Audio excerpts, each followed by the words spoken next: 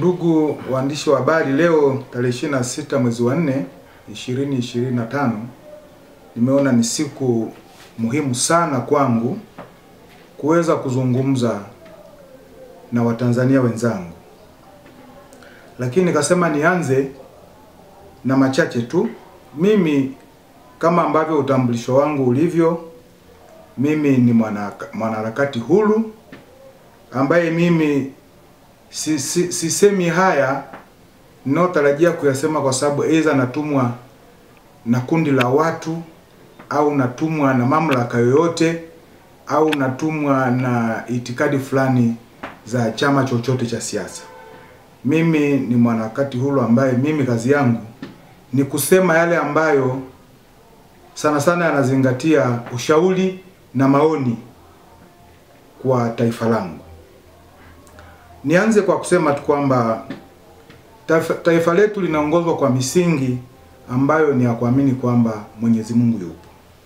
Na ndio maana viongozi wetu wa kitaifa au viongozi waandamizi wamekuwa wanaapa kupitia vitabu vitakatifu. Kwa mfano wa Kristo wanaapa kupitia hii Biblia takatifu. Lakini mbali na hilo, viongozi wetu wamekuwa wanaapa kupitia katiba ya Jamhuri ya Muungano wa Tanzania.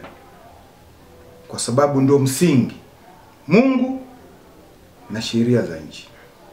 Lakini pia kwa upande wa vyama vya siasa, leo nina katiba ya chama tu kimoja, Chama cha Mapinduzi, CCM. Nao wakati mwingine wanaapa huko kwenye chama chao kupitia katiba yao hii kwa upande wa chama. Lakini mbali na hilo, kuna hiki kitabu alikiandika muasisi wa taifa hili, Mwalimu Julius Kambarage Nyerere. Hiki kitabu kinaelezea historia ya maisha yake tangu kuzaliwa kwake hadi kifo chake. Kwa hiyo humu kuna historia ndefu ambayo inagusa Tanzania na inagusa Watanzania. Lakini hata hivyo, hii fimbo nilipewa Mwitongo Butiama kwa baba wa taifa mwaka 2016.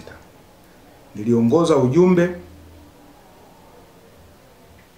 wa viongozi fulani kutoka kwenye kada fulani, lakini lengo ilikuwa ni kwenda kumwenzi baba wa taifa. Baada ya kusema hayo, baba wa taifa alifanya mambo mengi makubwa na ambayo mpaka sasa Mheshimiwa Rais Daktari Samia Suluhu Hassan anasema kazi endelee. Maana yake ni maono ya baba wa taifa, lakini kwa sababu viongozi ambao tumekuwa tunawapata kwa kila awamu, licha ya yeye kutokuwepo, lakini kazi na maono yake aliyoyaona na kuyaasisi, kila wale ambao wameendelea kupokezana kijiti wamezidi kuendeleza na kuyafanya yale maono ambayo baba wa taifa aliyaona. Ndio maana hata Mheshimiwa Daktari Samia Suluhu Hassan anasema kazi endelee, na miradi ambayo Daktari hayati Pombe Joseph Magufuli aliacha, Mheshimiwa Rais wa sasa anasema kwamba kazi endelee. Na kazi inaendelea. Na kazi zinaonekana, na kazi zipo, na nyingine zinakaribia kukamilika. Lakini baada ya kusema hayo, nirudi kwenye hoja halisi. Ni kwamba siku za hivi karibuni tumekuwa tunaona matamko ya viongozi wengi wa vyama vya siasa hapa nchini. Lakini kuna baadhi ya matamko ni matamko ambayo wala hata haistahili hata kusema. Kuna baadhi ya viongozi wa kisiasa tumesikia masuala mara ya Ebola, masuala ya Mpox, masuala ya bao la mkono, masuala mengine ambayo yani hata wakati mwingine hata baadhi ya viongozi wa serikali na vyama vya siasa leo unakuta maneno haya hatukiyapima yanakuwa yana hata sababu ya kuyasema, kwa sababu ukiangalia msingi wake hayaleti picha wala taswira nzuri kwa wasikilizaji ambao ni wananchi, ambao ni Watanzania. Kwa mimi nitoe rai kwamba nchi ni ya kwetu sote. na sisi ni Watanzania, na sisi hata tukifia nje tunakuja kuzikwa hapa.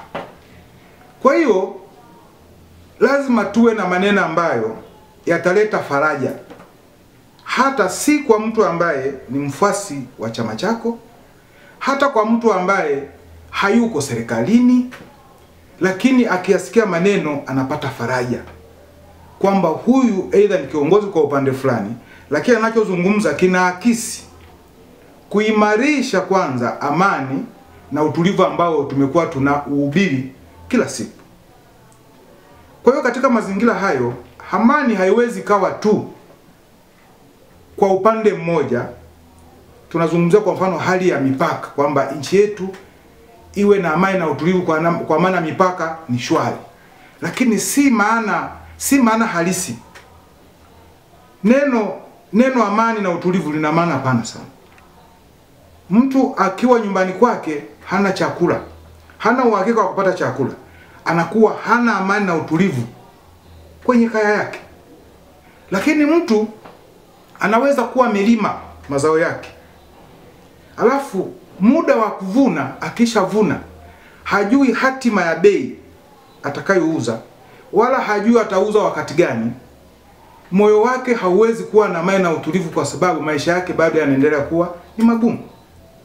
Kwa hiyo neno amani na utulivu lisichukuliwe tu kisiasa, lichukuliwe sawa na mgonjwa yuko hospitali, hana hela ya kununua dawa, ndugu zake hawana pesa kwa ajili ya kulipa gharama za matibabu yake, alafu anazuiwa asitoke hospitali kwa sababu ameshindwa kumudu kulipa gharama. Yule mgonjwa hawezi kuwa na amani na utulivu, kwa sababu moyo wake unakuwa una hofu kwamba sasa amezuiwa kwa sababu uwezo wake ni duni wa kipato. Kwa hiyo neno amani na utulivu lisichukuliwe tu kisiasa, liangaliwe kwa upana wake.